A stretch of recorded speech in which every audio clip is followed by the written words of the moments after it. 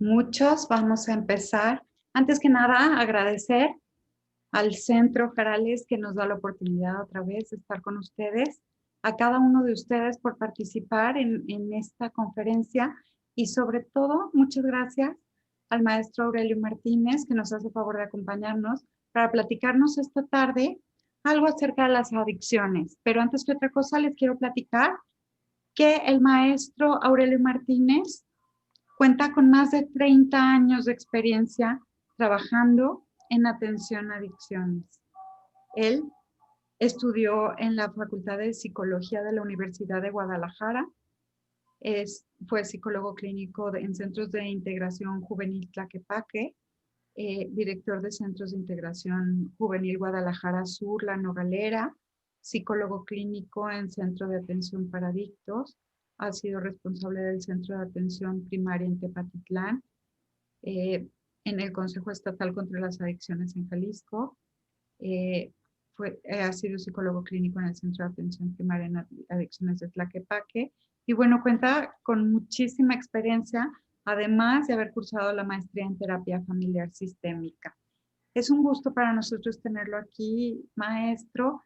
Agradecemos muchísimo su participación una vez más, y pues bueno, a todos avisarles que vamos a tener sesión de preguntas al final, ya que haya terminado esta plática que nos va a dar el maestro, y posteriormente, bueno, pues ya todos los comentarios que quieran hacer. Les pedimos, si quieren tener su cámara encendida, nos va a dar mucho gusto para poderlos estar viendo, pero el micrófono siempre apagado, ¿sale? Hasta el final, que sean las preguntas, ya podemos ir encendiendo los micrófonos de quienes van a hacer las preguntas. Bienvenidos. Adelante, maestro. Bien, gracias. Pues buenas tardes.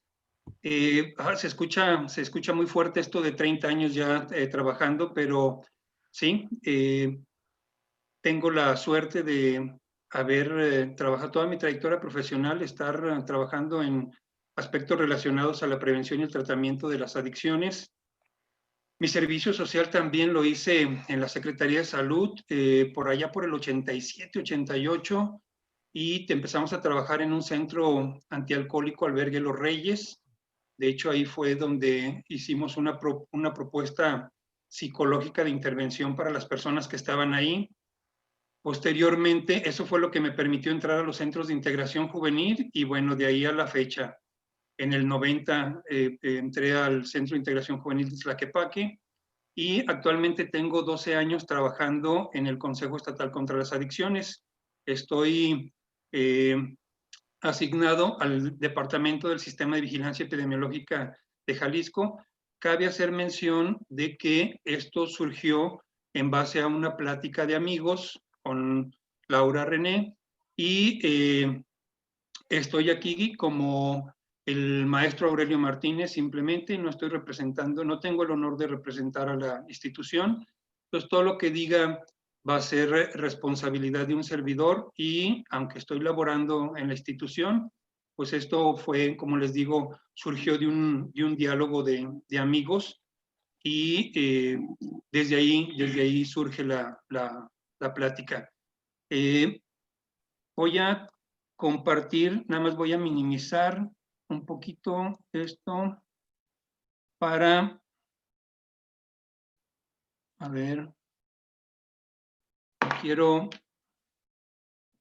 acá está, no lo encontraba. ¿Ya compartimos pantalla? Sí. Ah, perfecto. Muy bien, entonces, nada más déjenme ponerlo en maximizar. Ok, bueno, la plática va a estar girando en torno a cómo nos involucramos en la prevención y el tratamiento de las adicciones. La plática está pensada para dar información general, pero también gente que está un poco más interesada en lo que es el problema de las adicciones, que también les sea de utilidad. Y bueno, está estructurada empezando con un poco de lo que es la prevención, desde donde partimos.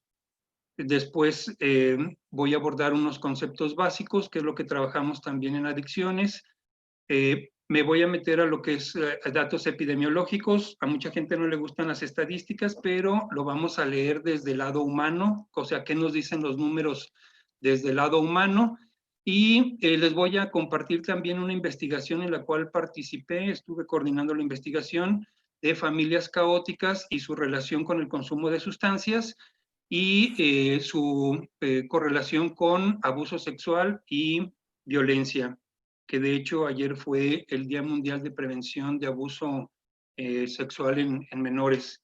Y bueno, los datos que arrojan a nivel internacional y también local, pues son estremecedores.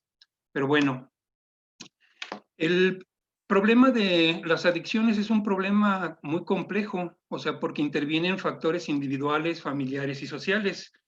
Y es un problema de salud que se presenta en niños, adolescentes, adultos, principalmente en adolescentes, y independientemente del estrato social, independientemente también de la nacionalidad, es un problema que nos afecta a nivel mundial. Y esto de lo complejo, o sea, aunque voy a hablar de cuestiones individuales, familiares y sociales, la intención es que se vayan correlacionando, que se vayan integrando, que haya una transversalidad de la información para que vean que de alguna forma estamos involucrados tanto en lo individual o en lo familiar o en lo social dentro de lo que es el problema de las adicciones. Si yo les pregunto, ¿alguien de los que están presentes tiene algún familiar que tenga problemas con el consumo de alguna sustancia adictiva? A lo mejor pocas personas van a levantar la mano, pero si yo les digo, ¿conocen a un amigo, alguna persona cercana, algún familiar que tiene problemas en el consumo de sustancias? Entonces yo creo que más personas van a levantar la mano. Entonces, pues esta información creo que les va a ser de utilidad, porque también es conocer un poquito más de lo que es el problema de las adicciones, porque se ha centrado mucho en lo individual, pero vamos a ver que tiene también pues un matiz muy fuerte desde la familia y bueno, en lo social también tiene un impacto muy importante.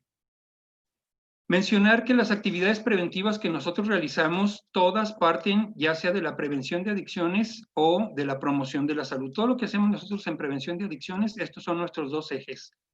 Prevención de adicciones o promoción de la salud. Y en ambos tenemos que retomar los factores de riesgo para trabajar. En este caso, estamos trabajando o cuando trabajamos la promoción de la salud, ahorita nos estamos enfatizando mucho en lo que son las habilidades socioemocionales y la mayoría de los programas preventivos en adicciones están enfocados también a promover y desarrollar las habilidades socioemocionales.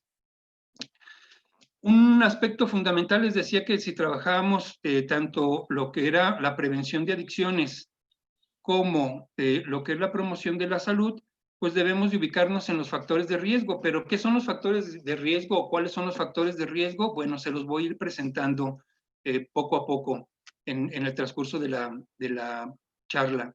Y mencionar que los factores de riesgo son los que estadísticamente pueden incrementar la posibilidad de que se presente el consumo de sustancias, o sea, ese es el factor de riesgo, y aquel que disminuye las posibilidades de que una persona consuma sustancias, bueno, son los factores protectores. Es importante también mencionar que no todos los factores de riesgo, o sea, afectan de la misma forma, ni no porque estemos en una situación de riesgo, eso ya en automático nos va a generar el consumo de sustancias adictivas.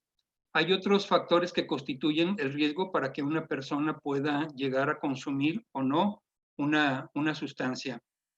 Por ejemplo, algunos factores de riesgo pueden tener más peso en ciertas etapas del desarrollo, como por ejemplo la presión de los compañeros en los años de la adolescencia, pero la presión de los pares a los 40 años, 50 años, pues ya no va a tener la misma presión en que un amigo le diga, oye, ¿quieres tomar un trago o quieres fumarte un cigarro? O sea, es más fuerte la presión en la adolescencia que ya en otras etapas de la vida. Lo mismo, un adolescente que traiga dinero en sus bolsillos, pues es un factor de riesgo también a diferencia de una persona de unos 30 años que está casado, que tiene familia y que trae dinero, bueno, pues para él es un factor protector porque eso de alguna forma le está generando cierta tranquilidad. Entonces, una meta importante en la prevención es cambiar el balance entre los factores de riesgo, disminuirlos e incrementar los factores protectores para que la persona esté, digámoslo así, protegida y que esté pues con más información para no consumir o para evitar desarrollar una dependencia al consumo o al consumo de sustancias adictivas. Las señales tempranas de riesgo, o sea, pueden predecir el abuso de drogas. ¿Cuáles son esas señales de riesgo? En la infancia temprana, pues pueden ser la conducta agresiva, la falta de autocontrol o un temperamento difícil. En las primeras interacciones,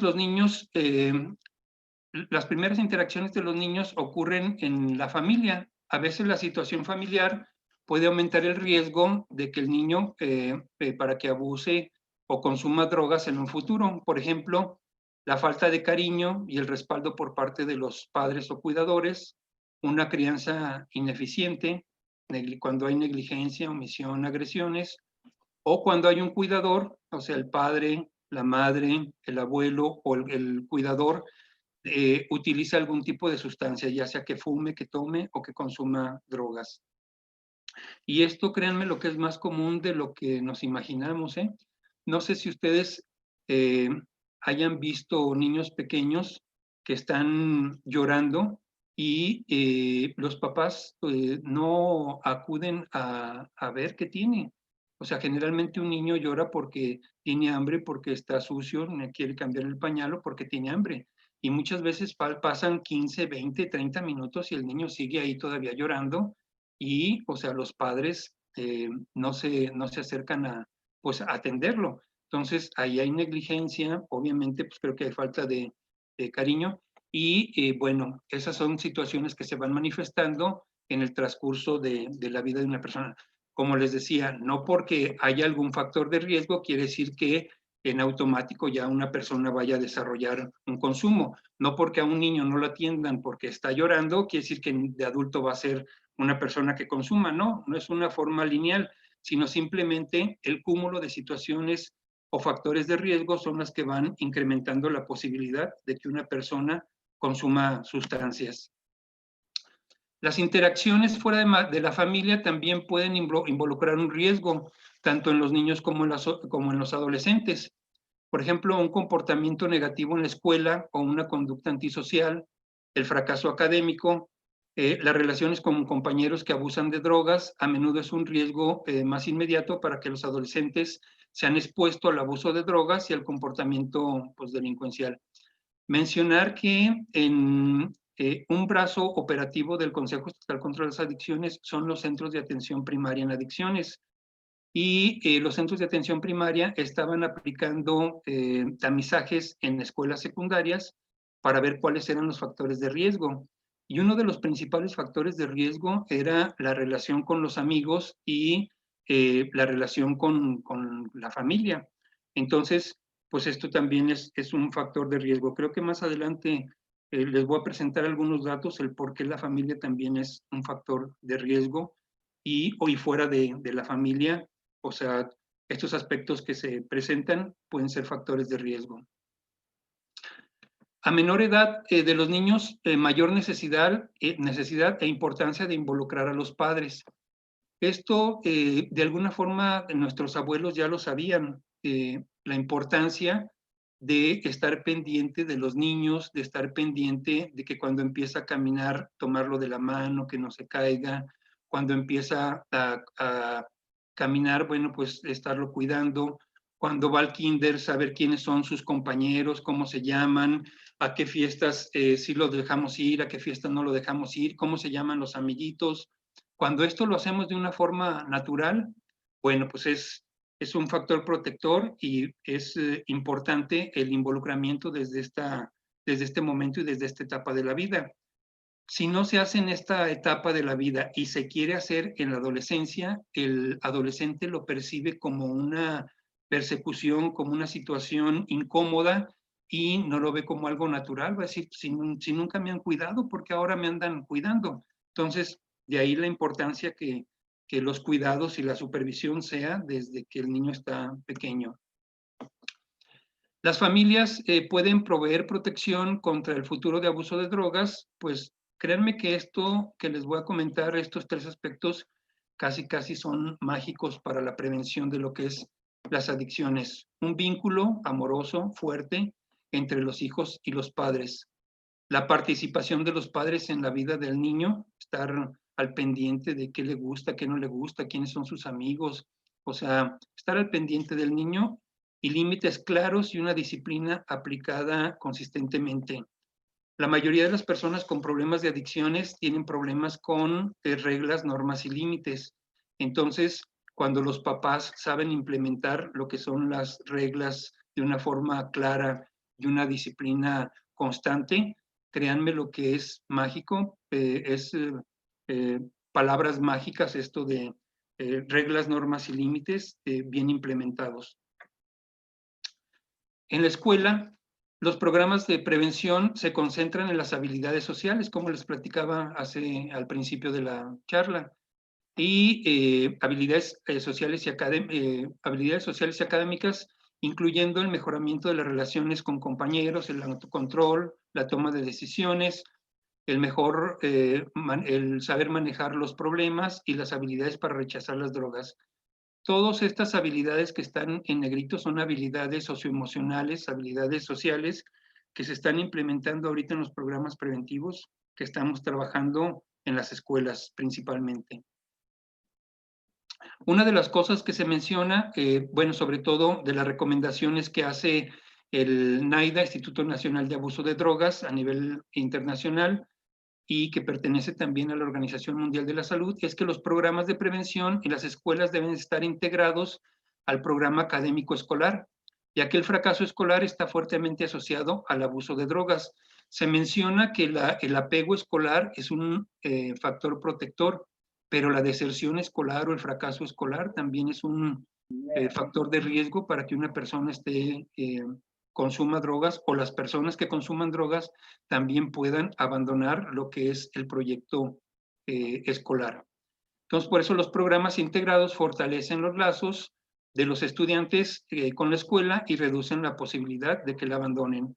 Cuando los estudiantes establecen lazos, bueno, pues también desarrollan lo que es la pertenencia hacia la escuela, y bueno, cuando desarrollan una pertenencia, asisten a clases, hacen sus tareas, pasan sus materias con buenas calificaciones, hay un mejor ambiente. Cuando no van, no hacen sus tareas, ¿no? O sea, puede haber menor,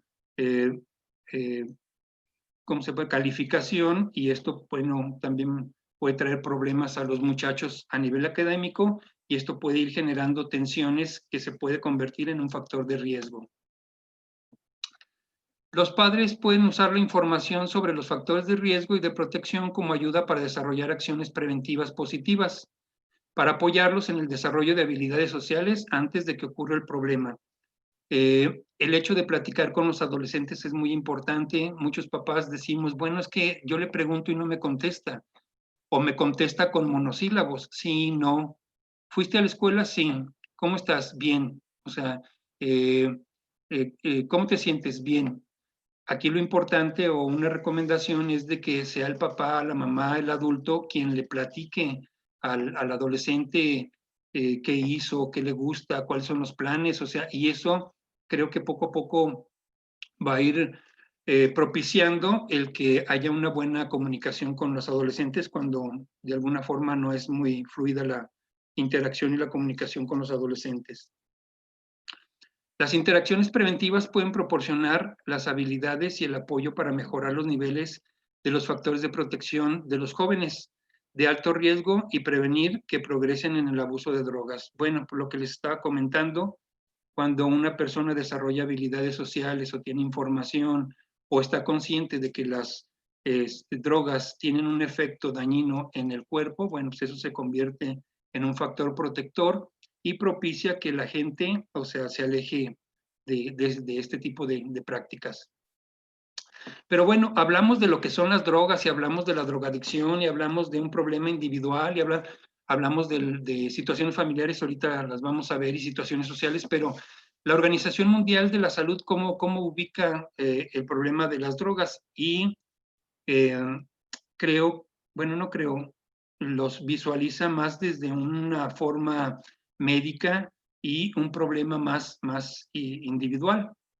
Entonces, de acuerdo a la Organización Mundial de la Salud, ¿qué son las drogas? Bueno, son sustancias químicas naturales o sintéticas mixtas que introducidas al organismo desde cualquier vía, ya sea inyectadas, fumadas, inhaladas, tomadas en cualquier parte del cuerpo, altera o distorsiona la percepción de los sentidos, el comportamiento, las emociones y los pensamientos.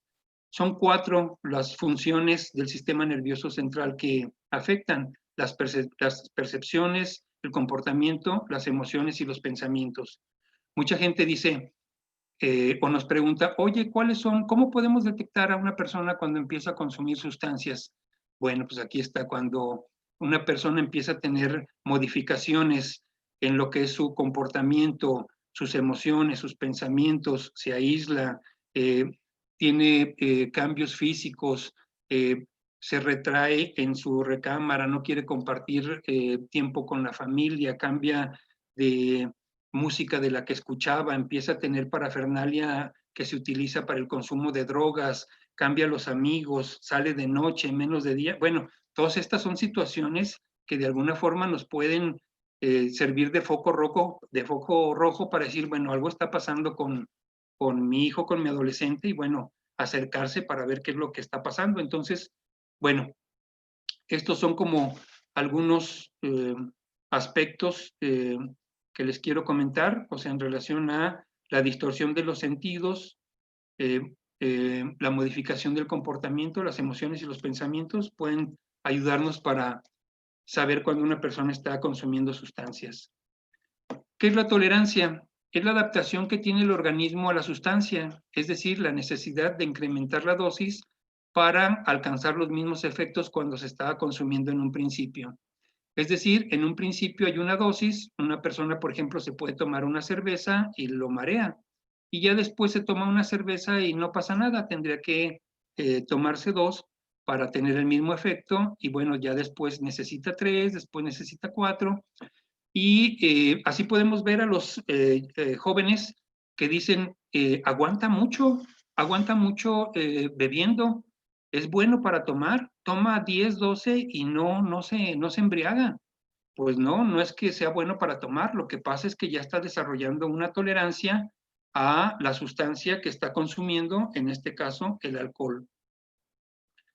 La dependencia psicológica son los pensamientos y el fuerte deseo de utilizar una sustancia para experimentar sensaciones, entre comillas, agradables, ya sea placer, euforia, y evitar o disminuir un malestar psicológico, aclaro, malestar psicológico que provoca el no consumirlas. Muchas veces las personas dicen, ay, ando nervioso, la gente que ya consume, ando nervioso, ando preocupado con un traguito o con un churrito, o sea, con eso ya me calmo y estoy más tranquilo. Pues no, o sea, simplemente es la dependencia psicológica que tiene la persona hacia la sustancia y el utilizarla le da cierto placer o disminución del malestar con respecto a lo que está sintiendo, a diferencia de lo que ya sería la dependencia física, que aquí ya estamos hablando de la necesidad que tiene el cuerpo de la persona a seguir experimentando los efectos que genera una sustancia cuando se suspende el uso de la misma sustancia que está utilizando. Aquí es, por ejemplo, el ejemplo más típico y más común es cuando una persona se siente crudo por el consumo del alcohol y al siguiente día, bebiendo un poquito de la misma cantidad, se empieza a sentir mejor. Entonces, quiere decir que ya la persona está generando una dependencia física a la sustancia. Y lo que es el síndrome de abstinencia, que es el conjunto de signos y síntomas físicos y psicológicos que surgen al interrumpir o disminuir de forma abrupta el consumo de una droga de la cual se está dependiendo. Entonces ya cuando hay una alta tolerancia, cuando hay una dependencia y hay síndrome de abstinencia, entonces ya estamos hablando que la persona ya tiene un problema fuerte de lo que es el consumo de sustancias. Ya podríamos decir que ya tiene una dependencia a la sustancia que está consumiendo.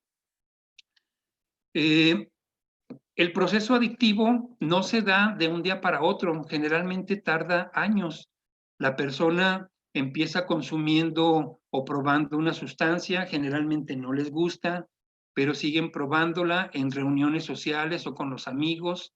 Después empiezan a buscar las fiestas o reuniones para consumir, se empieza a generar la dependencia física, perdón, primero la dependencia psicológica, después la dependencia física, se empieza a generar un síndrome de abstinencia y bueno, ya son las personas que requieren de una intervención o de un tratamiento, muchas veces ya residencial, para poder ser atendido de su problema de adicciones. Entonces, ¿pero qué pasa en relación a estas personas que consumen y cuando desarrollan ya una enfermedad? ¿Qué es lo que sucede? Bueno, pues cuando los llevan a un lugar o a una institución donde son especialistas en la atención del problema de adicciones, ya sea en prevención primaria, ya sea en centros de integración juvenil o en un centro residencial de adicciones, generalmente ahí les aplican una cédula que es conocida como cédula CISBEA, y es la que nos arroja información con respecto a qué es lo que está pasando con las personas que están consumiendo una sustancia. Déjenme comentarles que, bueno, lo que les voy a decir esta es información pública, ¿eh? Si ustedes se meten a la página del Consejo Estatal contra las Adicciones, en lo que está investigación o publicaciones, lo que es CISBEA 2019, van a encontrar esta información que yo les estoy presentando a continuación. Y lo que yo les voy a presentar, valga la redundancia, es el indicador de tratamiento y rehabilitación. Hay otros indicadores, por ejemplo, el de reclusorios, el indicador también de CEMEFO, el indicador de, bueno, el de menores ya lo quitaron, y el de reclusorios, CEMEFO, y bueno, lo de tratamiento, y de urgencias médicas. Los datos que yo les voy a presentar es en relación a centros de tratamiento y rehabilitación, y mencionar que en el año 2000, estos son datos del 2019, es el más reciente, los datos del 2020 se publican en el 2021 y bueno, o sea, la información que se va generando en el año generalmente se publica en el año siguiente inmediato, en el año inmediato siguiente. En el año 2019 fue un total de 9,212 cédulas las que se entregaron ahí al Consejo Estatal contra las Adicciones, al departamento del CISBEA, y el 86.4% fueron varones y el 13.6% fueron, el 13.6% fueron mujeres. Estos porcentajes son significativos porque en los últimos 10 años más o menos ha sido el mismo porcentaje, 85% más o menos hombres y el 15% mujeres. De acuerdo a las encuestas escolares, hemos visto que el consumo en la mujer está incrementando de forma exponencial. Entonces, este 13%, a lo mejor en unos 3 o 4 años, ya no va a ser un 13, sino va a ser en un 25 o un 30% de consumo y de atención a mujeres en centros de tratamiento. Entonces, pues esto es delicado, y también para eso nos sirven las estadísticas, para hacer una lectura y un pronóstico de lo que está aconteciendo de acuerdo a cómo se ha venido desarrollando o presentando en años anteriores y qué es lo que nos podemos esperar en años futuros. Lo que les decía, este era el 86.4% en hombres y el 13.6% en mujeres. Esto de R1 son las regiones sanitarias. La Secretaría de Salud tiene dividido lo que es el estado en regiones sanitarias, en 13 regiones sanitarias. Las 13 regiones sanitarias reportan al sistema de vigilancia y es como se nutre, y también esta información después las regiones sanitarias la consultan y ya pueden observar cómo se está presentando la problemática o qué es lo que están reportando los centros que atienden en la región, y eso les permite hacer un diagnóstico, una planeación para intervenir la problemática del consumo de sustancias en sus regiones. Las regiones, estas regiones que yo les comentaba son, aquí puse un cuadro para que las vieran rápidamente, o sea, no es trascendente, pero bueno, como para ubicar, la región 1 es Colotlán, la 4 es La Barca, la 7 es Autlán, la 10 Zapopan, de la 10 a la 13 son zona metropolitana de Guadalajara, Zapopan, San Pedro Tlaquepaque, Tonalá y Guadalajara. Entonces, cuando vean RS1, pues nos estamos refiriendo a la región sanitaria 1 que es Colotlán, RS2 a la región sanitaria que es Lago de Moreno, a la región sanitaria 3 estaríamos hablando de Tepatitlán y bueno, así sucesivamente con las regiones que les estoy mostrando aquí. Pero bueno, les digo que en estos momentos eso no es trascendente, nada más es información cultural. Porque cuando vean la información, si la consultan en lo que es la página del Consejo, de lo que es el Consejo Estatal contra las Adicciones en el área de CISBEA, bueno, así lo van a encontrar. Esta gráfica desde hace años se me ha hecho muy interesante, o sea, bueno, esta tabla, y lo que se me hace interesante son los contenidos, la información, porque miren, estos son los grupos de edad, o sea, de cómo están registrando de 5 a 9, de 10 a 14, de 15 a 19, y de acuerdo a las cédulas que nosotros recibimos, vemos, o que se entregan al SECAG, en este caso, se registra en relación a la edad de inicio, y fíjense, de 5 a 9, el 7% de personas tienen entre 5 y 9 años. Hace aproximadamente 5 años, en el que estaríamos hablando del 2015, 2014, más o menos, llegamos al 10% de personas que estaban consumiendo antes de los 10 años. De los 10 a los 14 años, el 48.8 es su edad de inicio, y de los 15 a los 19, el 35.7% de personas tenían esa edad. Si hacemos la sumatoria de estas tres cantidades, vamos a encontrar que es casi el 92%, es decir, 92 de cada 100 personas inician el consumo antes de los 19 años. Aquí ya estamos viendo como un panorama social, pero también cómo desde lo individual empieza a repercutir. Y la otra columna es edad en la que acuden a tratamiento. Y fíjense, de los 5 a los 9 años, el 0%. De los 10 a los 14, el 5.5%, y de los 15 a los 19, el 18.9%. Si hacemos la sumatoria, son aproximadamente el 24%. El 24% de las personas que consumen una sustancia acuden antes de los 19 años, pero el 92% de las personas que consumen una sustancia, o sea, iniciaron antes de los 19 años. ¿Qué quiere decir esto? Que cuando las personas llegan a recibir un tratamiento, ya pasaron mínimo 8 años, 9 años, 10 años, 8 años en promedio en que inician un consumo y que reciben un tratamiento. En estos 8 años es muy probable que se desarrolle una dependencia. Cabe mencionar que mientras más pronto vaya una persona a recibir tratamiento, pues es más factible de que se le pueda apoyar en un tiempo menor. Porque muchas de las personas que reciben tratamiento tienen recaídas. La recaída es que después de que van a un tratamiento, concluyen su tratamiento, dejan a veces 2, 3 meses, 6 meses, 1 año, y vuelven a consumir otra vez la sustancia que estaban consumiendo.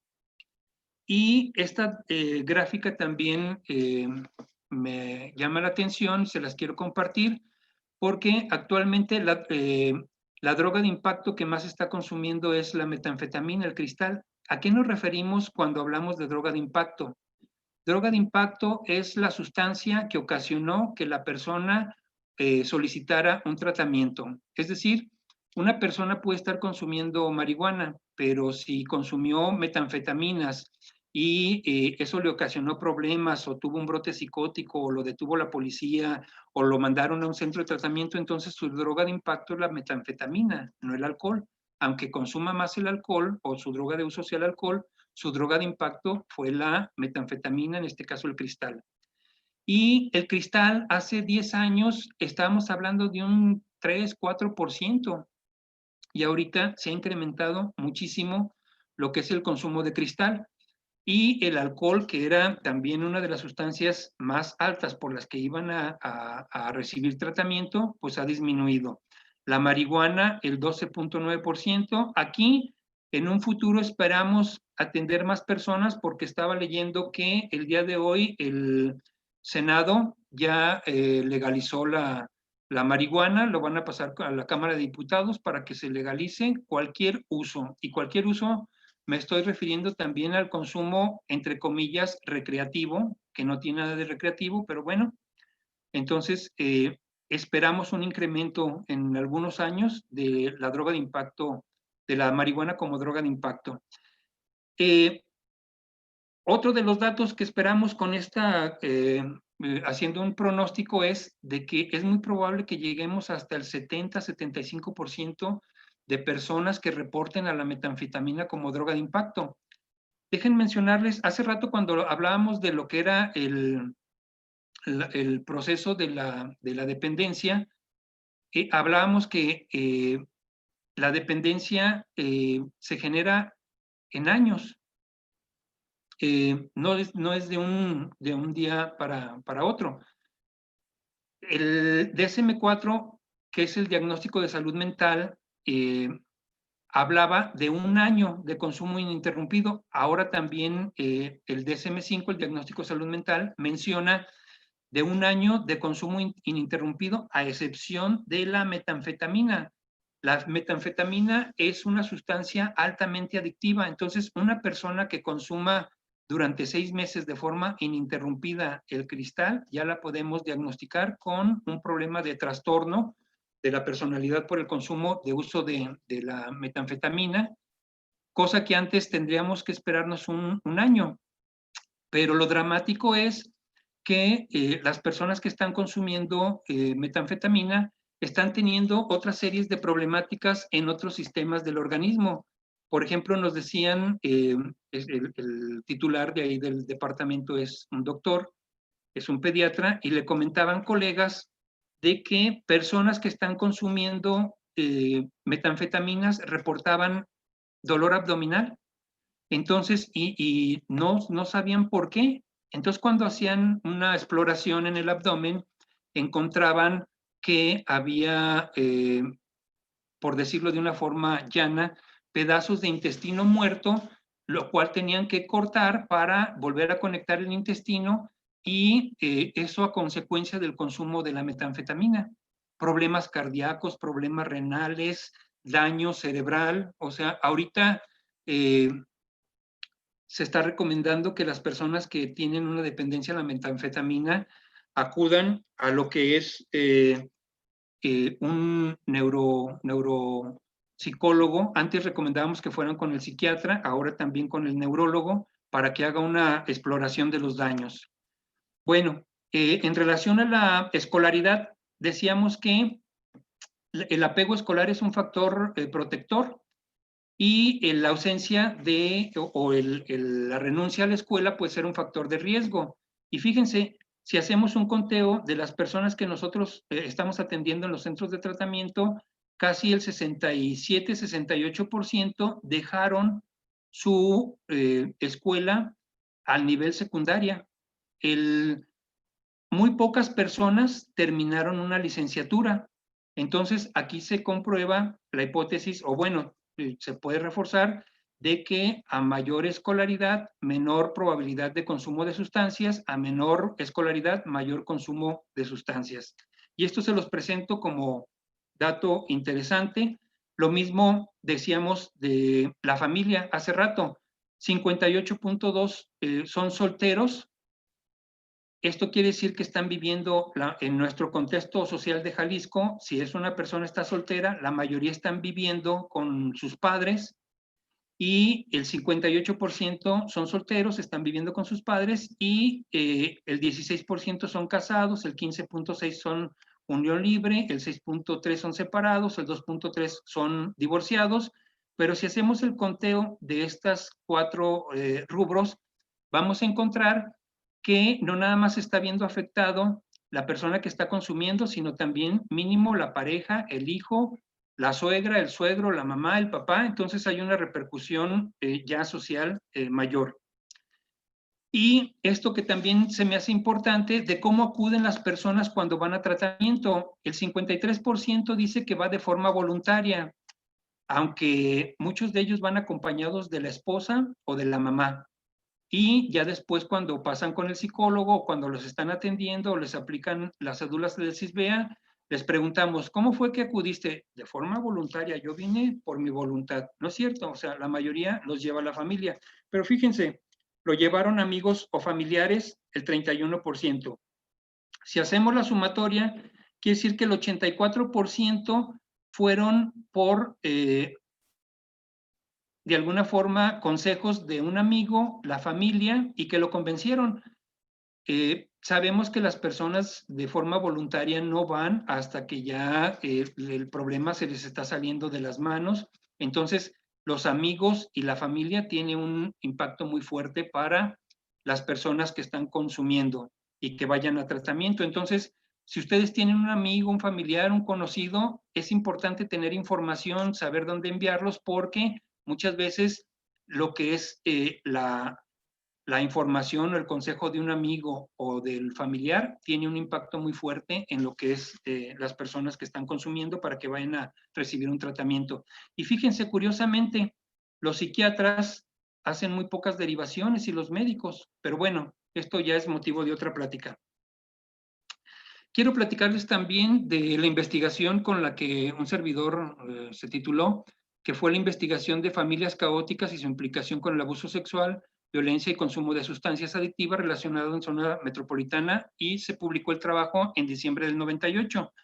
Esta investigación fue hecha con personas que estaban acudiendo y que estaban recibiendo tratamiento residencial en la zona metropolitana de Guadalajara. Bueno, esta es para echarle crema a mis tacos de cómo fue el estudio. Las personas que participaron en esta investigación fueron 395, 62 mujeres, 333 hombres, y lo que les decía, el porcentaje 15-85, 15-84 en relación mujer-hombre. Y la investigación estuvo relacionada para indagar la correlación existente entre el consumo de sustancias adictivas, el tipo de familia cautizante, o sea que es familias caóticas, el consumo de sustancias y si había abuso sexual y violencia. Todo esto cuando las personas eran menores de edad. Todas las personas que participaron en la investigación eran adultos, entonces las preguntas se hicieron retrospectivas, es decir, cuando eran menores de edad, para poder registrar y documentar si había o no la violencia y el consumo, y el abuso sexual. Y familia caótica para nosotros fue aquella que presenta conductas como abandono, separación, divorcio y violencia física. En la población atendida encontramos que la conyugalidad, es decir, los papás, era una conyugalidad de, la pareja pues era una conyugalidad disarmónica, matizada por el conflicto, amenazas de separación, abandono y divorcio. Y había una parentalidad primariamente deteriorada en la familia de origen, caracterizada por una exposición a accidentes, abuso sexual, consumo de sustancias adictivas, violencia física y negligencia. Conducta sexual. En la conducta sexual, el 69.6% de las personas a quienes les aplicamos la cédula respondió de forma afirmativa. Mujeres el 75%, 75.8%, y hombres el 68.5%. Sí esperábamos una cantidad, la verdad fue alta lo que percibimos, sobre todo en la población masculina, que casi es muy parecida a la de la mujer. Y esto surgió también porque cuando estábamos concluyendo ya los procesos terapéuticos y que estábamos, o los psicólogos, a punto de dar de alta a la persona, nos manifestaban o nos decían que nos querían platicar algo, y ese algo tenía que ver con conductas relacionadas al abuso sexual. Estas son las preguntas que nosotros hicimos. Cada una de ellas para nosotros es como una fotografía, y si seguimos esta misma metáfora, si vemos las fotografías así como con una velocidad más rápida, nos vamos a encontrar que es una película de terror. Pero bueno, es lo que nosotros encontramos. Les voy a leer una, por ejemplo. En la pregunta 3, una persona mayor de 18 años me mostró revistas o videos pornográficos haciendo mención que ellos eran menores de edad en ese tiempo y la persona que lo mostró, con la que se involucró, eran mayores de edad. Y la respuesta fue muy alta. Otra de las preguntas complementarias fue en relación a embarazos. Fíjense, el 51% de las mujeres reportaron embarazo antes de los 18 años y la pareja de los hombres el 9.4%. Aquí estamos hablando de casi una de dos mujeres antes de los 18 años que está embarazada, que está consumiendo drogas. Entonces el consumo de drogas y el embarazo, pues es una situación de riesgo. Ideas suicidas o de automutilación, ejemplo, lastimarse o lesionarse, el 48%, abortos, el 29%, el 30%, lesiones en zona genital o anal ocasionada por relación sexual, el 27.4%, enfermedades de transmisión sexual, el 11.3%. En mujeres y bueno, en hombres algunos es menor, en otros casi en todos es menor, pero y en el total, o sea, es muy parecido. Por ejemplo, en cantidad, en embarazos estamos hablando del 51% en mujeres, de 62 estamos hablando de 31 personas, 32, y hombres el 9% de 333 son aproximadamente 27 hombres que también estuvieron relacionados y embarazaron a una chica antes de los 18 años. Resultados significativos en relación a estos datos de abuso sexual y familias. Encontramos que en las familias caóticas se incrementa la posibilidad de estar expuestos a situaciones sexuales de riesgo y sean víctimas de abuso sexual, incrementando la posibilidad de consumir sustancias adictivas, acrecentando a su vez la presencia de embarazos, abortos, infecciones de transmisión sexual e ideas suicidas. Y en relación a lo que es la violencia física, la obtención de resultados en un total denota un 84.3% de personas que contestaron de forma afirmativa, el 88.7% fueron mujeres y el 83.5% fueron hombres, un 5% porcentual arriba en las mujeres que en los hombres. Y aquí pensábamos que la violencia física iba a ser más alta en hombres que en mujeres. Entonces, en violencia física, en abuso sexual, la mujer es más violentada que el hombre. Se observa, una de las cosas que observamos es de que había una disminución significativa, aproximadamente el 50% de disminución en la agresión en los grupos de 13 a 18 años. Hicimos 3 grupos para registrar lo que era la violencia, de los 0 a los 8, de los 8 a los 12 y de los 13 a los 18 años. Hicimos 3 preguntas para detectar lo que era la violencia física y vimos que de los 13 a los 18 años disminuía significativamente en las 3 preguntas. Entonces, cuando les empezamos a preguntar el por qué, la respuesta fue muy sencilla y muy impactante. ¿Por qué disminuye la violencia entre los 13 y los 18 años? Si nosotros les hacemos esa pregunta a gente que está relacionada al consumo de sustancias, nos la contesta muy fácil. Si la persona no está relacionada con el consumo de sustancias, nos contestan otras cosas, que porque ya están grandes, que porque ya piensan más las cosas, que porque la escolaridad, que porque ya, bueno, nos dicen muchas cosas, pero las personas que están relativamente cercanos a lo que es el consumo de sustancias y les preguntamos por qué disminuye la violencia entre los 3 y los 18 años, nos contestan y es muy fácil, porque se defienden.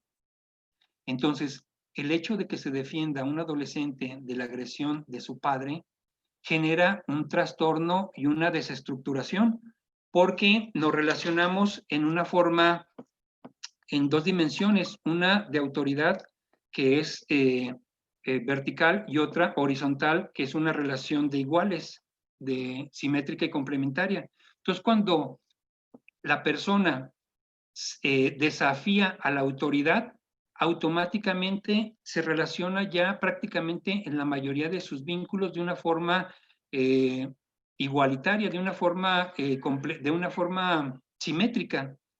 La mayoría de las personas con problemas de adicciones tienen problemas con la autoridad, tienen problemas en el trabajo, en la escuela, con sus papás, y esto puede ser una de las causas. Encontramos que hay dos autores que la mencionan y nos sorprendió. Uno de ellos es José Luis Linares y otro es, se me fue el nombre del epistemólogo, quien ya habían mencionado esta situación de la relación de iguales, de las relaciones simétricas en las personas que tienen problemas de consumo de sustancias. Y los resultados significativos es que con la información obtenida se deduce que las familias caóticas habrá más ocasiones en que los miembros de la familia, en particular los niños, presencien violencia mutua entre cónyuges, amenazas, separaciones conyugales, divorcio y abandono. Y volvemos otra vez a los factores protectores y de riesgo.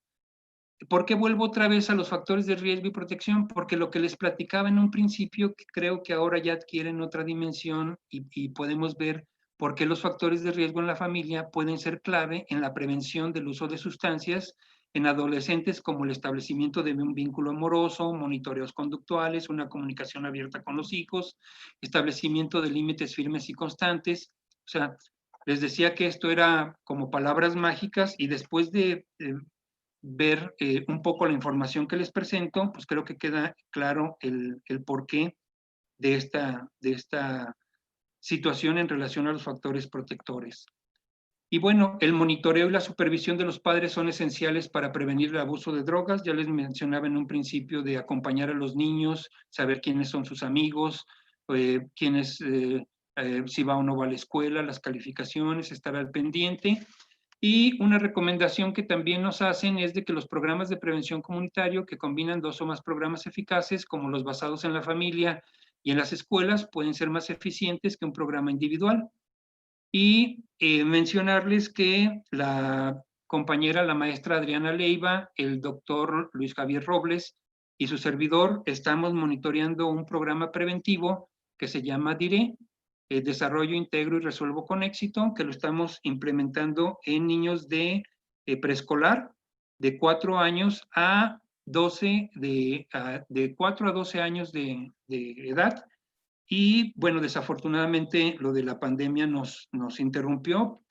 Llegamos hasta la 9ª sesión y son 10. Lo más seguro es que concluimos el grupo y volvemos a implementar el monitoreo en la misma o en otra escuela, pero espero en otra oportunidad presentarles los datos.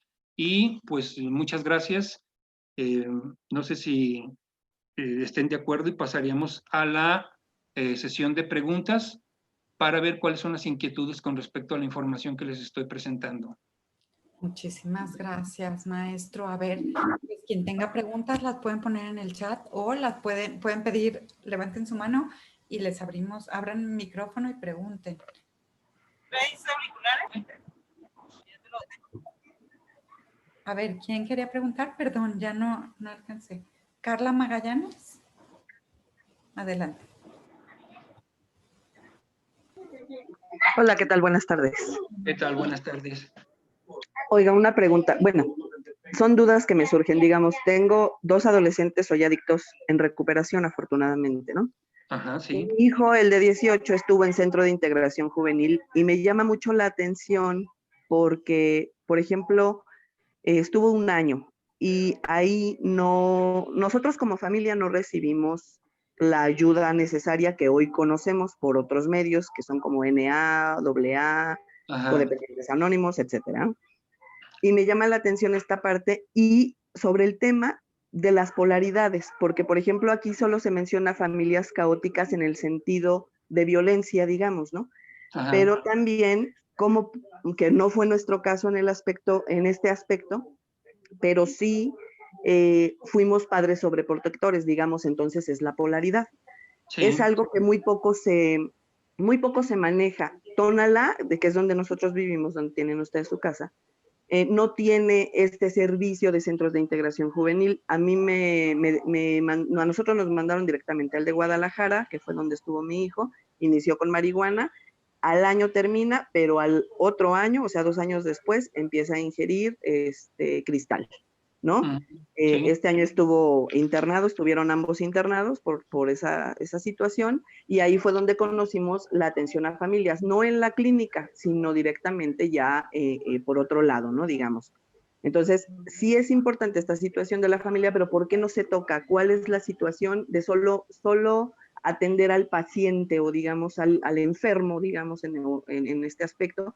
Y la familia, ¿sabe? O no sé en otras partes, pero en Jalisco hay muy poca ayuda para las familias. O sea, tú te tienes que ir abriendo camino, y esta parte es la que yo creo que es es fundamental para nosotros poder entender hoy, nosotros en este caso, de dónde viene la adicción de mi hijo, ¿no? Y es donde yo conocí la situación de las polaridades, digamos así. Tanto lo malo, ¿no? Como la violencia, como una situación de familia disfuncional, que lo éramos ahora nosotros también, aunque juntos, pues disfuncional porque evidentemente no funcionábamos, ¿no? Claro. Pero ¿por qué no se toca con la familia? ¿Qué pasa con la familia? O sea, yo siento que es un punto muy importante, y por eso a veces recaen, o en su mayoría recaen los chicos, porque la situación sigue en la familia. Entonces Sí. no pueden avanzar, vuelven a caer. Sí. Mire, bueno, lo primero, mencionarle que un servidor, mi carrera profesional la inicié en los centros de integración juvenil en Tlaquepaque, y estuve también de director en el centro de La Nogalera, que probablemente fue al que acudió usted con su hijo. Otro está de Guadalajara, está por el Parque Morelos, que es el de Federación 125. Y mencionarle que desde que un servidor estaba en estos centros, nos preocupamos mucho porque la familia se involucrara en los tratamientos. De hecho, eso fue tenemos una publicación de 1992 donde estábamos de alguna forma pues propiciando y luchando para que se atendiera más a la familia. De hecho, los centros de integración juvenil tienen proyectos que se llaman orientación a familiares de farmacodependientes, y tienen un proyecto que es terapia familiar, que eso también se les ofrece a las familias, y fíjense que en los dos lugares de Guadalajara tienen personas con maestría en terapia familiar. Entonces, hay gente que está preparada para atender a lo que es la familia. Y bueno, no le voy a responder en su caso, pero en general, no en relación a su caso, pero en general, las mamás son sobreprotectoras, también son violentas. Hay una violencia implícita hacia el hijo, porque les voy a platicar varias cosas. Uno, cuando la mamá es sobreprotectora, de alguna forma lo está agrediendo, haciéndole sentir que él no es capaz de desarrollarse y vincularse de una forma adecuada. Sí, Pero por supuesto, también, generas codependencia, ¿no? pero también hay una dependencia porque generan una alianza entre la madre y el hijo en contra del padre. Generalmente, o sea, la madre, por eso le decía, no le estoy respondiendo a usted, le estoy respondiendo en general de lo que vemos en familia. Generalmente la madre hace una alianza con el hijo, y el hijo adicto le dice y le reclama lo que la madre muchas veces no le dice al papá. Entonces la mamá se queda callada y avienta por delante, por decirlo de una forma, al hijo en relación a ese conflicto conyugal. Por eso a veces el papá al hijo no lo ve como hijo, sino lo ve como un contrincante, lo ve de tú a tú, pero por la relación de triangulación que se da con la madre. Y siempre que hay una triangulación entre la madre y el hijo en contra del padre, hay una violencia implícita. Entonces, o sea, generalmente, o sea, estamos hablando de violencia. Y esto de lo que estamos hablando de la familia, las familias caóticas, una de las cosas que un servidor también comentaba y me apoyaron para desarrollar la investigación es qué pasa con las familias o cuáles son las características de las familias de las personas que ya llegan a un proceso de internamiento o que ya tienen muchos años. Porque algo de lo que encontrábamos también es que muchas veces el principal boicoteador del proceso de tratamiento de una persona es la familia. La familia. Entonces, ¿cómo trabajar con la familia cuando también les están sirviendo a ellos para otra serie de situaciones? Y también, mire, por ejemplo, hace algunos años atendí a una familia. Ya no estoy atendiendo familias, pero hace años cuando atendí una familia le preguntaba, ¿qué problemas tiene? Ninguno, nada más el consumo de mi hijo adolescente que está consumiendo marihuana. ¿Pero algún otro problema? Ninguno. Entonces, ¿y su esposo qué opina del consumo de su hijo? Uy, no, él ya tiene como 7, 8 años que se fue, ya tiene hasta otra mujer, ya tiene hijos con... Ah, ok. Su hijo mayor, no, mi hijo está detenido ahorita porque andaba vendiendo marihuana. Ok. Su hija, la que me dice que está viviendo, ella está trabajando en un lugar donde dan masajes, está viviendo en Tijuana trabajando donde dan masajes. Y su hijo menor, no, o sea, es el único problema que tengo es el consumo de mi hijo que tiene 12, o sea, muchas veces toda la problemática no la quieren ver y centran el problema únicamente en el hijo que está consumiendo. Por eso es importante que la familia se involucre en el tratamiento. Y se me hace raro que usted me diga que no los involucraron a la familia, porque en los centros de integración juvenil, o sea, y en los centros de atención primaria, tienen programas para atender a la familia. Es básico, importante, de que la familia se involucre en el tratamiento de una persona que tiene un problema de adicciones. En un principio yo decía, es un problema complejo, es individual, es familiar y es social. Entonces, si nosotros nada más atendemos a la persona y no atendemos a la familia, entonces hay una alta probabilidad de que haya una recaída.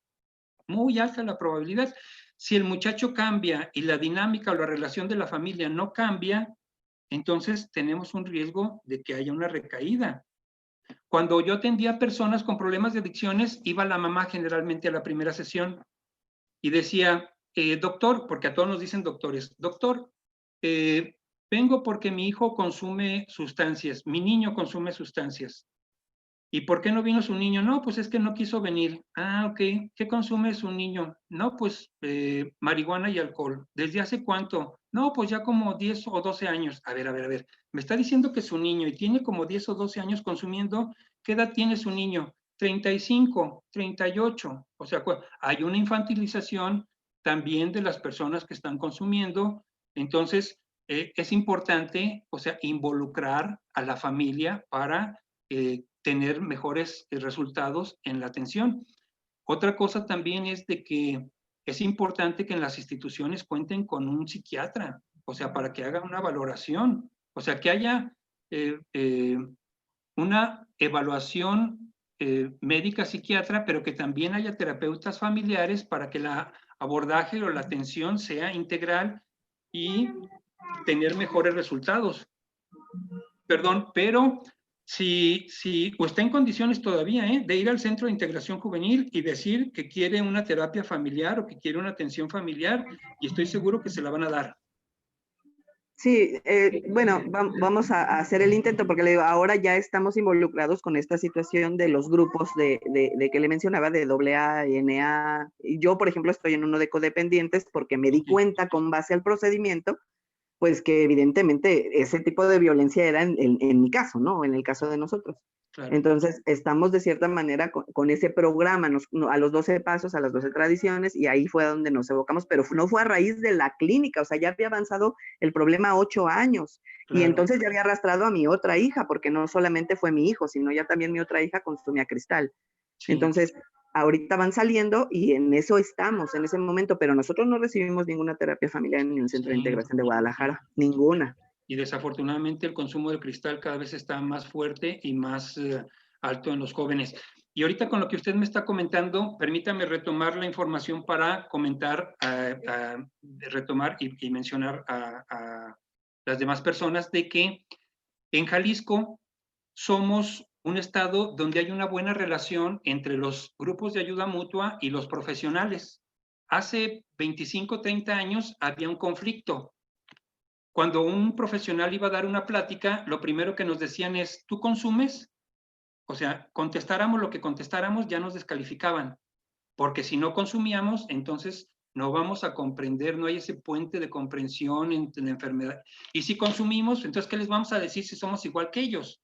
O sea, ya quedó claro, y en la literatura de AA también hay un lugar que se le da a los profesionales y hay un complemento. En Jalisco hay una buena relación entre profesionales y los consejeros, que son personas que ya salieron, o los padrinos, o sea, que son de los grupos de ayuda mutua o de autoayuda. Hay una buena relación. ¿Qué hacemos unos y qué hacemos otros?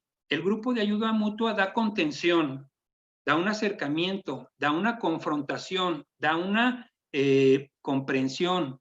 O sea, y ahí trabajan y son muy buenos. Y los profesionales trabajamos en la estructura familiar, la estructura psicológica, o sea, la cuestión de salud, y nos complementamos. O sea, esto lo comento para la demás gente y decir, no es que sea uno u otro o cuál es mejor. O sea, hay una buena relación en términos generales entre las personas que quieren hacer bien su trabajo, tanto los padrinos como los consejeros, como los psicólogos. Digamos que son con base a la experiencia de ellos, digamos, ahora sí que un adicto ayuda a otro adicto y ustedes de manera profesional. Aquí Claro. las situaciones, por ejemplo, de manera profesional, generalmente se evoca más hacia la conductiva conductual. Entonces, esta parte de no solamente incluir esa parte que nosotros tuvimos al principio, Ajá. digamos así, en mi experiencia, no en la de los demás, incluir la parte emocional y aparte la espiritual, ¿no? Que es lo que se incluye, digamos, en el área de Alcohólicos Anónimos, ¿no? Claro. General, y eso fue lo que yo me encontré. Evidentemente conozco un chorrísimo de niñitos que están en el cristal hundidos y que pues evidentemente unos ya han muerto, ¿no? Desafortunadamente. Pero, claro, pero es esa parte que yo descubrí, vaya, que no tuve esa ayuda por parte de profesionales y la fui a encontrar en AA, digamos, y entonces ya me evoqué a estudiar otro tipo de situaciones. Pero no fue hasta 8 años después cuando ya me los andaban matando. O sea, necesitaban ellos tocar fondo y ni siquiera pidieron la ayuda. Evidentemente, como dice usted, el familiar los lleva. Claro. Pero tú vas pidiendo con un grito desesperado ayuda, pero porque no sabes de dónde viene la situación y no sabes que tú eres un problema en realidad, ¿no? Es Y que es una enfermedad. Claro, precisamente uno de los objetivos de esta plática es que la gente sepa que esto es un problema, es una enfermedad y que hay lugares donde se les puede atender. Es correcto. Y que muchos lugares son gratuitos y que hay un acceso para que la gente los pueda acceder. Y también, obviamente, hay profesionales y hay clínicas donde pues, los costos son más elevados, pero Sí. hay servicios que son accesibles para que la gente pueda recurrir y ser atendido. Y nada más una cosa, los datos que les estoy platicando y que les estoy mencionando tienen un enfoque sistémico, ¿eh? O sea, Sí, no es sistémico. cognitivo, es más sistémico. Sí, más Y el sistémico, análisis que digamos. hacemos de la información, o sea, es más desde el sistema familiar que da como más ayuda a entender más las cosas que están sucediendo en la familia. Sí, sí, no, yo me refería en la cuestión de los chicos. Se refieren mucho a los chicos. Eso es lo que tratan, cognitivo-conductual, y no hay esta parte emocional y entonces no se involucra a la familia, que fue mi caso, digamos. A lo mejor hay otros que afortunadamente sí recibieron la orientación adecuada y bueno, será otro camino, ¿no? Pero Claro. fue en mi caso. Entonces fue como yo me fui involucrando y yo fui estudiando distintas cosas para poder comprender que al final del día yo venía de un problema con mi mamá, con mi papá, que yo venía trascendiendo estas partes, que si no lo trascendía, evidentemente lo iba a reflejar en ellos, ¿no? Y aunque yo no fuera ni alcohólica, ni drogadicta, ni adicta a ninguna sustancia, que es el caso de nosotros, no tenían ese ejemplo, no podíamos comprender por qué lo hacían, si ese no era el ejemplo que tenían en su casa, cuando nosotros fuimos hiriendo y orillando, ¿no? Al final, sin culpas. Y ahora sin culpas, digamos, con la responsabilidad que te toca, ¿no? Como papá. Exacto, exacto. Y eso es una de las cosas que también queremos comentar, o sea, de que no buscamos culpables. O sea, si buscamos culpables no vamos a llegar a ningún lado. O sea, más bien que cada quien asuma la responsabilidad, tanto las personas que están consumiendo, los familiares, Y los profesionales que estamos atendiendo también asumir nuestra responsabilidad en relación al trabajo que estamos haciendo con los pacientes y con las familias con las cuales nos estamos relacionando. Por eso, ¿cómo nos relacionamos en la prevención y en el tratamiento de las adicciones? Pues tenemos un compromiso también los profesionales. Y lo que usted me comentaba, yo lo trataba de retomar en general para que esto también, esta información, pues le sirva a otra gente, a otras personas. No sé si hay alguna otra pregunta. Le agradezco. Buenas noches. Hasta luego. Gracias, Kilian. ¿Alguien más que tenga una pregunta? Creo que en el chat no han puesto nada, maestro. Ujú. Yo me voy a animar. A ver, Bien. ¿cómo podemos ayudar a las familias para que puedan detectar, como el caso de la señora, que aparentemente hay un entorno relativamente ejemplar, Ajá. pero cómo identificar que están empezando a tener pues ya un consumo, empezando por quizá la curiosidad y demás, pero cómo identificar cuáles son los rasgos que nos pueden ayudar a sospechar que están empezando a consumir algún tipo de droga? Mira, en un principio de la plática les comentaba que si un chavo empieza, por ejemplo, a tener ojos rojos, empieza a adelgazar, una persona que consume cristal en 6 meses está sumamente delgado, adelgaza muchísimo. Si la persona cambia de amigos, si la persona cambia sus rutinas, o sea, empieza a estar más tiempo en la noche fuera, más tiempo dormido, o sea, no quiere comer, en su cuarto empieza a tener alguna parafernalia del consumo, por ejemplo, pipas o papelitos o encendedores especiales, su comportamiento empieza a cambiar, son más agresivos, o sea, la ropa la encuentran manchada, cambian los amigos, o sea, una serie de cambios que se van presentando, o sea, esos son como indicadores. Pero fíjate que hace algunos años una doctora en psicología hizo una investigación precisamente en los centros de integración juvenil y una de las cosas que nos dábamos cuenta es de que las familias sí se dan cuenta que están consumiendo. La mamá sospecha cuando están consumiendo, pero sucede de que muchas veces la mamá no le quiere decir al esposo para que no vaya a haber más problemas. Y muchas veces la mamá le dice, ¿estás consumiendo? ¿Y qué le dice el muchacho? No, no. Pero cuando se da cuenta y que ya es inevitable y que le dice, ¿estás consumiendo? Y el muchacho le dice, sí. Generalmente la mamá le dice, prométeme que ya no vas a consumir. ¿Qué es lo que espera escuchar la mamá? Pues que le digan que ya no va a consumir. Entonces, ¿esto cómo lo interpreta el muchacho? Como, no pasa nada, no pasa nada. Entonces, si no pasa nada, pues hay que seguir consumiendo. Generalmente la familia sí se da cuenta, ¿eh? O sea, sí se da cuenta, empieza a haber cambios, empieza a haber, o sea, por ejemplo, se me vino a la mente cuando los niños o adolescentes se empiezan a involucrar en la venta de droga o empiezan a comprar cosas robadas o empiezan a tener dinero. ¿Tú crees que una mamá no se da cuenta cuando un hijo empieza a tener dinero? Claro que sí. O sea, muchas veces se ven beneficiadas y no dice nada. Pero por supuesto que se dan, a una madre difícilmente se le engaña, o sea, difícilmente se le engaña a una madre, o sea, al papá, el papá llega y dice, hola, buenas noches, ¿cómo estás? Bien, qué bueno, y ya se van a ver el fútbol. A la mamá no, la mamá está muy al pendiente, ¿eh? Entonces, que a mí me digan que no se dieron cuenta en 8 años de que habían, o sea, pues yo los escucho, y les digo, bueno, o sea, platícame más. Pero por supuesto que la gente se da cuenta de que están consumiendo. Pero estos cambios que te refería en un principio son como indicadores de cuando una persona está iniciando el consumo o está consumiendo algún tipo de sustancia. No sé si respondí tu pregunta. Sí, muchas gracias, muy bien. Y no sé si alguien más se arranca, pero ¿qué esperamos ahora con la legalización de la marihuana? Un incremento en los problemas sociales y un incremento en la problemática de lo que es las adicciones. Mira, no tenemos la infraestructura necesaria para atender, aquí soy claro, me deslindo de la o sea, no represento a la institución, estoy hablando en lo personal, o sea, trabajo en una institución pública, pero lo que estoy diciendo es, o sea, de carácter personal. No tenemos la infraestructura para atender el problema de las adicciones. No tenemos los médicos suficientes, ni los psicólogos, ni las trabajadoras sociales. Por eso los grupos de autoayuda han asumido una responsabilidad y por eso están participando de una forma muy activa y muy buena. O sea, pero fíjate, centros de tratamiento que están apegados a la norma son como 40. Centros que tenemos conocimiento son como 200 y centros que están operando son como 2000. Entonces, imagínate, o sea, y no nos damos abasto para atender la problemática, ¿eh? No nos damos abasto para atender la problemática.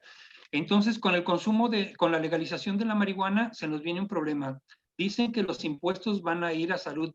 Creo que el pedazo de pastel que nos van a dar, o sea, es pequeño. Quienes se van a llevar las ganancias son las refresqueras, las tabacaleras y las farmacéuticas. A nosotros nos van a dejar el problema y a nosotros nos van a dejar la problemática de la atención. Lo que va a generar de impuestos y lo que se va a otorgar al sector público para la atención de personas con problemas en el consumo de marihuana va a ser poco. Déjame darte un dato. En el Hospital Psiquiátrico Fray Bernardino de México, la tercera causa de internamiento es consumo de marihuana. A mí me tocó atender personas que la primera vez que fumaron marihuana tuvieron un brote psicótico. Entonces, dicen que la marihuana no hace nada, o sea, la marihuana, o sea, sí tiene sus repercusiones. Si estamos hablando del uso médico, es una cosa. Si estamos hablando del uso recreacional, entre comillas, estamos hablando de un problemón que se nos viene y que en unos 5, 8, 10 años vamos a ver parte de su real dimensión de lo que va a ser ese problema del consumo de la marihuana. Se viene un problemón, se viene un problema. En 8 o 10 años creo que vamos a empezar a ver este problema. O sea, las manifestaciones de este problema. Ay, maestro, Berenice quería hacer una pregunta, ¿verdad, Berenice? Si gustas abrir. Así es, gracias. Pues ahorita escuchando al profe Alejandro de esta cosa de la experimentación, no sé, yo es algo con lo que estoy en contra, pues, de ese típico, prefiero que pruebe el alcohol mientras está en mi casa y aquí delante de mí, que a veces siento yo que podemos perder el límite entre la probada y que ya a la hora que se sirve o que se toma uno la cerveza, ya me podré tomar una y ellos allá se toman de más. Pero no sé qué opinión tiene usted como experto con relación a eso de la experimentación. O sí es válido, no sé, no. Bueno, la cultura permisiva del consumo pues, es un factor de riesgo, eminentemente. De cada 100 personas que prueban o consumen, o sea, otro 60% la vuelve a consumir, un 40% ya no la consume, y el problema lo desarrolla más o menos un 8% de las personas. Pero, por ejemplo, de la investigación que nosotros hicimos, de los datos que les presentaba, la droga de inicio, es decir, la primera droga que consumieron las personas que desarrollaron un problema fue el alcohol. O sea, tanto hombres y mujeres, el consumo del alcohol fue su droga de inicio. En la primaria, las mujeres reportan el consumo del alcohol, primaria y secundaria, el alcohol y el cristal. Y los hombres reportan el alcohol y la marihuana. Pero ¿por qué la mujer reporta también el consumo del cristal? Porque muchas veces es la droga que se utiliza para seducirla o violarla. Entonces, ¿Qué tan de acuerdo estoy en que una persona, me estoy yendo a los extremos, o sea, a un extremo negativo? ¿Qué tan de acuerdo estoy en que un niño pruebe? Pues yo preferiría que un niño no probara, ni un adolescente. O sea, preferible que no lo hagan. El sistema nervioso central de las personas ya descubrieron que se desarrolla o termina de madurar hasta los 25, 27 años. Entonces, un sistema nervioso central inmaduro que consume sustancias, pues va a tener menos conexiones sinápticas y va a haber menos conexiones con la parte prefrontal del cerebro, que de hecho es una de las partes problemáticas de las personas que consumen sustancias, que no hay una conexión sináptica entre lo que es la parte prefrontal del cerebro y el sistema límbico. Que un niño consuma sustancias les afecta la percepción, sus sentimientos, su comportamiento y sus pensamientos. No lo recomiendo. He visto niños de 3, 4 años que le dan alcohol para probar y el niño anda todo mareadito y los papás o los tíos risa y risa como si fuera una situación graciosa o chistosa. Pero la verdad es que les están generando un daño fuerte a los niños cuando hacen eso. O sea, en lo personal, yo diría preferible que a los niños no se les dé a probar, o sea, porque de alguna forma el papá lo que le está diciendo es, estoy de acuerdo en que consumas. Prueba poquito, nada más no te vayas a emborrachar. Pues sí, cuando está delante de ellos lo va a probar, pero cuando esté a espaldas de ellos a lo mejor se va a embriagar. No sé, es Y una además opinión. el que sabe que es embriagarse, ¿no? O sea, si muchas veces nosotros no tenemos el criterio, no sabemos hasta dónde ya estamos en una situación peligrosa, pues ellos menos. Claro, claro. Claro, en lo personal yo diría no es recomendable, pero pues, obviamente los papás son los que deciden sobre sus hijos. Algo de lo que les quiero comentar es de que todos los papás quieren lo mejor para sus hijos. Eso no me cabe duda. Todos quieren lo mejor para sus hijos. Desafortunadamente no todos saben cómo dárselo, o sea, o cómo otorgárselo. Por eso la prevención, por eso los factores protectores, por eso el desarrollo de habilidades socioemocionales para que tengan más recursos los niños y se sepan relacionar mejor. No sé si de alguna, pero esto es una postura personal, ¿eh? Es una postura personal. Gaby quería hacer una pregunta y si quieren con ella ya terminamos. Adelante, Gaby. Ay, creo que se desconectó, ¿verdad?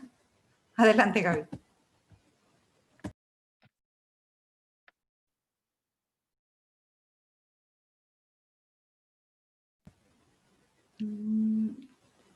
Parece que tiene problemas con su Tiene sonido. problemas para conectarse. Sí, como que se va mucho su señal. ¿Si quieres hacer una pregunta, Gaby? Como que había levantado la mano. Yo, Ya. perdón. Ok. Muchas gracias por la plática, muy, muy buena. Mi pregunta sería, ¿el factor genético influye algo en esto de la adicción? Bueno, mire, yo soy psicólogo, no soy médico. Hasta hace algunos tiempos decían que no había factores genéticos que repercutieran en lo que era el generar una dependencia a lo que era una adicción. Pero recientemente hay otros estudios donde dicen que sí hay genes que de alguna forma propician el desarrollo de la dependencia.